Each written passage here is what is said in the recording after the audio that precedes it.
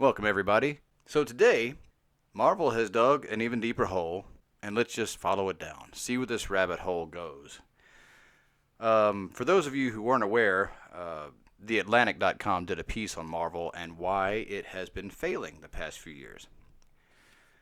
Now, everyone seems to know that Marvel's failing this whole time, except for the hardcore, blind, deaf, and dumb Marvel readers and Marvel Comics themselves. Now, I have a lot of questions about this that I've been mulling around, and I'm not done a video on it yet because I'm still thinking about it. I'm still weighing it out, and maybe, you know what, maybe I'll just talk through it with you guys. Maybe that's what I need to do now, is just kind of share my thoughts with you more on this subject and just get the feedback from you guys, because your feedback's been awesome on these on the situation with Marvel thus far. And my thing is, do we want Marvel Comics to fail? And I have a heart for comics, and I have a heart for creators, and I don't, I want to see everyone succeed. So my thought was to purchase certain Marvel Comics legacy titles, old graphic novels, the stories that we really care for, the stories that we want to see more of, and really give Marvel a 1-2 punch. Not just stop buying and / boycotting the stories that we don't like, but also, so let that drop, but also let it be contrasted with the rise of good material. Because the thing about it is, they have such deep pockets with Disney now. Marvel's not going to go away. They're not. And whether or not Disney even cares if Marvel comic books continues is a subject for another video I want to do, and I may actually try to do that this week. But let's get on to The Atlantic. I've gone for a long time already, and I'm not even in it. It just riles me up. It fires me up. And I hope you guys will stick with me and give this a listen and give your opinions down in the comments below, and share this with anybody that you think needs to hear this. So they start off the article talking about how Marvel Comics has really slowed down, and not just slowed down, but really started ticking people off. They go into when Marvel Comics decided to blame us for their dwindling sales, not liking diversity. I mean, whoa. I don't think I've ever seen a business, a company, have such immature responses to its public. I mean, these are the shenanigans of a teenager that was out too late at night and just wanted to blame everybody but himself. It's staggering, the immaturity coming from this group of guys that are running this company now. So, was it David Gabriel, the company's senior vice president of sales and marketing, said, you know what we see, what we see is the fans don't like diversity. It's what we've heard. They just don't like it, whether or not we believe that. So he tried to walk that back, of course, after the firestorm that hit. I mean, that's such an arrogant. Look at me, I'm at a loss for words. It's just so far out in left field. It was just completely deflective. It's just pissing everybody off. So anyway, so let's go further. So let me start with reading the article here. It says, at first glance, the dust-up was an industry cliche. The relative lack of diverse creators and characters has been a bone of contention for years at both DC and Marvel. And reader's opinion, me, I don't get that. I really don't. I see so much diversity in comics, and I see so many openings for more diversity, that I think there are just some people out there that you cannot please. You cannot please them. It's never going to be enough. You can change as many characters as you want, introduce as many characters as you want. It will never be enough. There will always be some angle that doesn't please them. I don't see there being any profit in trying to satisfy these people. And it's definitely the wrong way of making a story. It's to try to appease a group of people. That's not a good way to make a story. Anyway, I'm going to go on. But in the aftermath of Marvel's rocky first quarter, and with the controversial Secret Empire now in full swing, it's clear that publishers' problems run more deeply than an ill-timed storyline or public relations fumbles. Audiences are drifting away. New fans feel ignored. and they have links for both of these, which I haven't dug into yet. Despite movies that dominate the cultural landscape and regularly clear millions of dollars, the entire edifice of corporate superhero comics represented by both publishers has been quietly crumbling for years, partially due to Marvel's own business practices. Marvel can't seem to actually sell comics, diverse or not, and the company has only itself to blame. Now, I love how direct this article is. I mean, this article is just eviscerating Marvel. But there's one frustrating thing they left out, and I will save that for a couple of minutes. I'll get back to that. The comics industry these days is much diminished from its heyday. Beginning in the 1970s, corporate comics publishers moved away from selling through newsstands and grocery stores, turning instead to quote-unquote the direct market, which allowed buyers to purchase books straight from the publishers. This change both fueled the growth of specialty comic shops and led to the corporate monopoly held by Diamond Comics distributors, the middleman between retailers and publishers. In the 1990s, an issue of the popular The Amazing Spider-Man that sold around 70,000 copies would be considered a failure. The collapse of the comics speculation bubble in the mid-1990s, a bubble partially fueled by Marvel's own encouragement of the spectator boom and flooding of the market, dealt a blow to the market it never quite recovered from. And I want to stop right there because it doesn't lay blame at the feet of Image Comics, who I think is actually they're more responsible for that bust than Marvel. Image, they're number ones. Everybody thought that they were on the cusp of the next big thing for every single one of those books, Wildcats and Spawn and you name it. They were selling, millions sometimes, hundreds of thousands of copies, variant covers. The market was just flooded with Image, and of course Marvel tried to follow suit with that. But these days, what counts as a successful superhero book is anything that can sell a regular 40 to 60,000 copies. Most sell quite a bit less. As it happens, speculation is an inherent feature of the direct market. Unlike in traditional publishing, comics sold to retailers through the direct market can't be returned for a refund. Have you ever go to a bookstore and you see the guys ripping the covers off and putting them in a box? They're sending them back for a refund. And speculation, for those of you who don't know what speculation means, speculation is literally what it sounds like. It is, they do pre-orders at comic shops, and they have to speculate what they think will sell. They have no idea of actually knowing, so they have to basically guess. Speculation is guessing. Educated guessing or not is still guessing. Retailers have to pre-order comics months in advance, knowing that if they order too many, they'll be stuck with the overstock. Marvel and DC largely judge sales based on these pre-orders, and a low number of initial pre-orders can lead a publisher to cancel a series before a customer even gets a chance to buy the first issue. That right there, do you guys see where that's a problem? A big, big problem with the industry. There's an incentive for publishers to push out as much product as they think the market will bear, and a narrow window for feedback. Due to the pre-order system, books that might reach out to new audiences, such as those starring minority characters, are at an immediate disadvantage right out of the gate. And they go on to list books that were actually good, that didn't have a chance of making it and were canceled.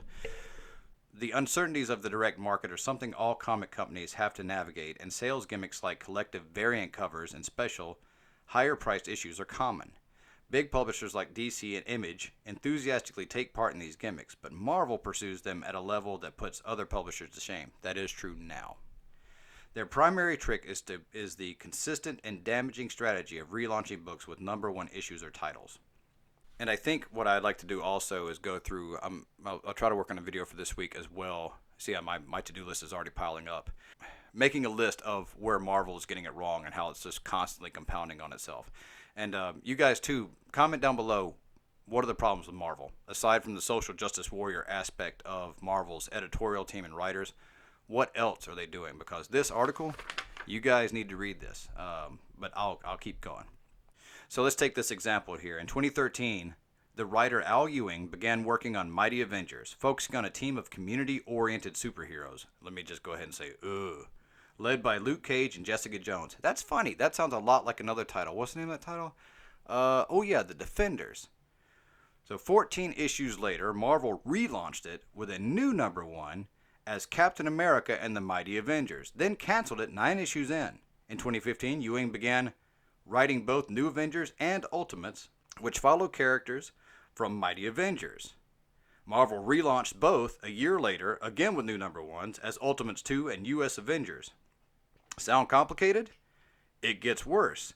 The 2013 Mighty Avengers was the 3rd series to use the title. The 2015 Ultimates was the 7th. Both are unrelated to previous series. Such a publishing scheme is convoluted even for a committed fan. For a new reader, it's nearly impenetrable. And I mean, I don't want to touch it. I mean, this is a mess. It's an absolute mess. Marvel's argument for this approach has typically been that new number one issues both boost sales and pull in new readers. It's true that a number one issue tends to sell quite well in the direct market, but since retailers are ordering inflated amounts sight unseen, it's an artificial bump at best, and sales drop sharply afterward.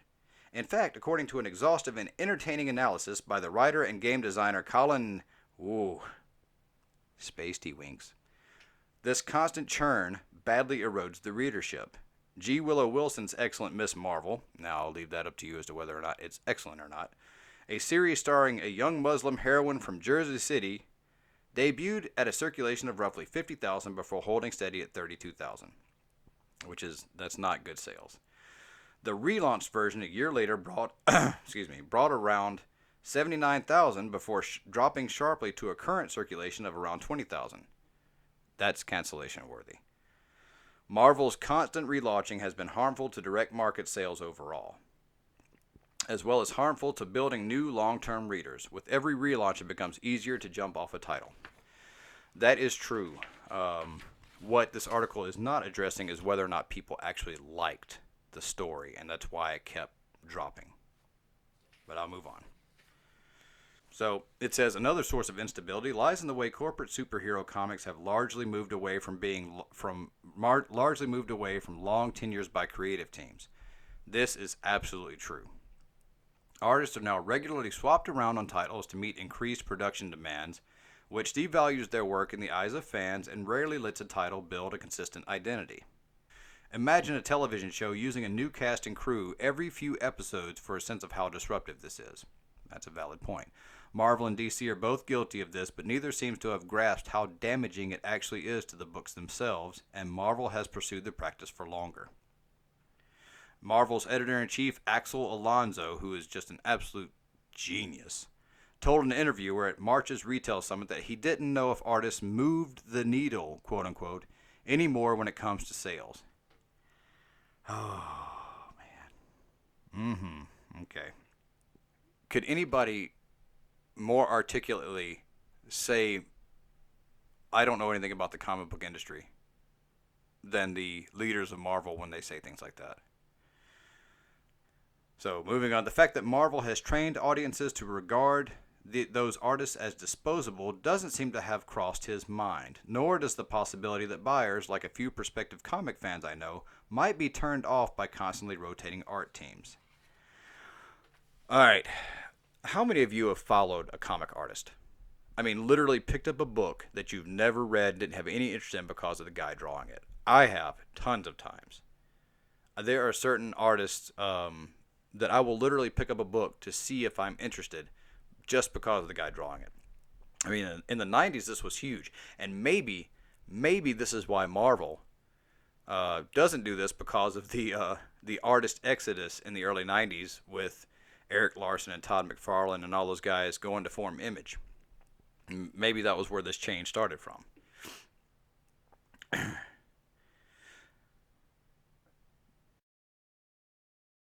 Marvel's instinct with readers who do stick around, meanwhile, has been to squeeze them for all they're worth. Marvel comics tend to be priced at around $3.99 to $4.99 for 22 pages, and many series ship new issues twice a month. Digital editions are usually priced around the same. That I hate, but I'm not going to get into that right now.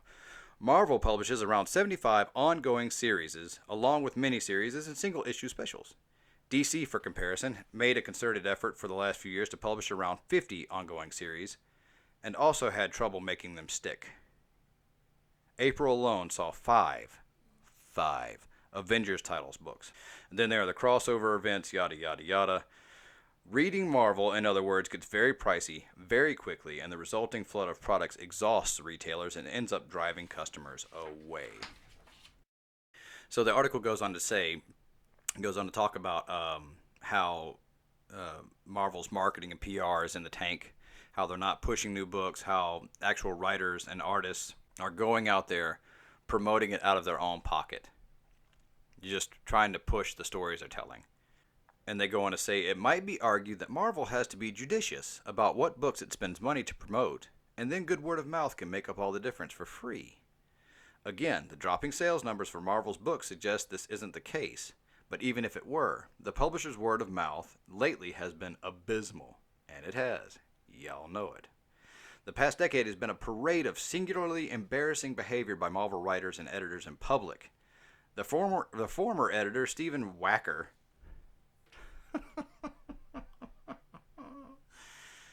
Mr. Wacker, what are you saying, Mr. Wacker?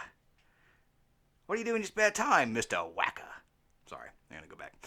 The former editor, Stephen Wacker, has a reputation for picking fights with fans. I've not looked into this yet.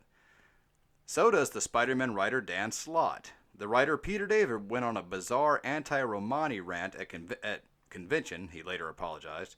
The writer Mark Waid recently mused about punching a critic in the face before abandoning Twitter. We don't miss you on Twitter, Mark.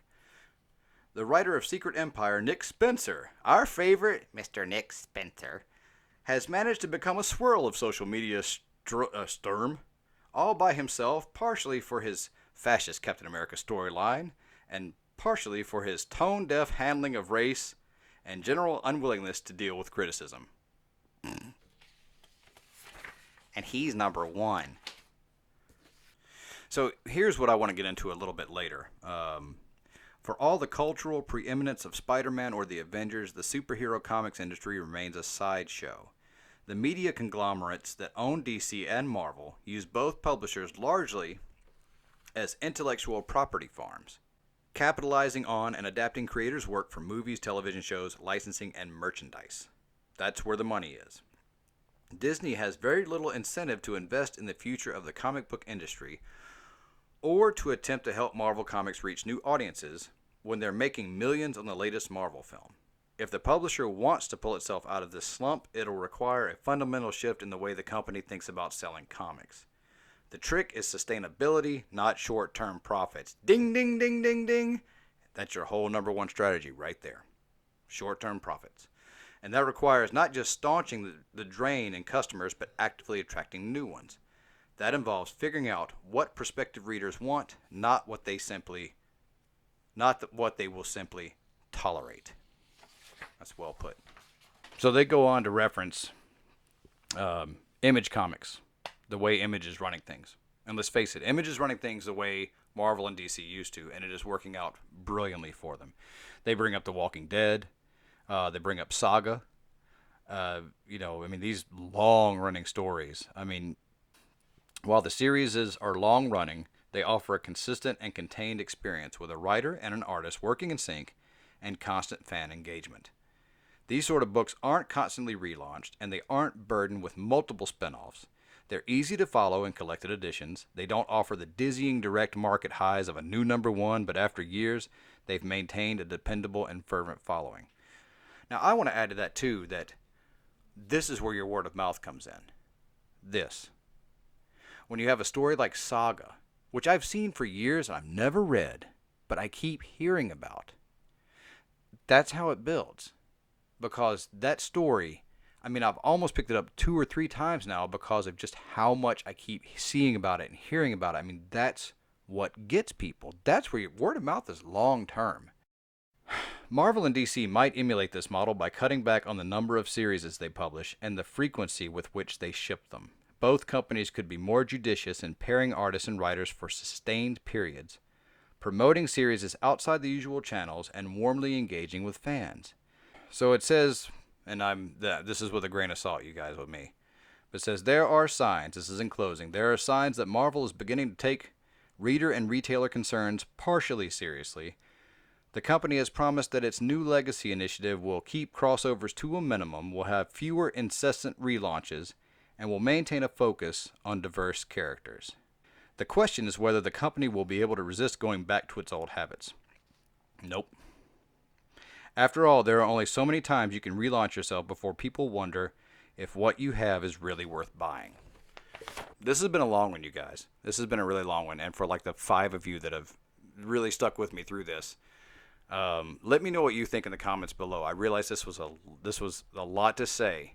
See where would you like to go from here? What would you like to talk about? Because I mean, what's the next thing that we need to address? I don't have a lot of hopes right now.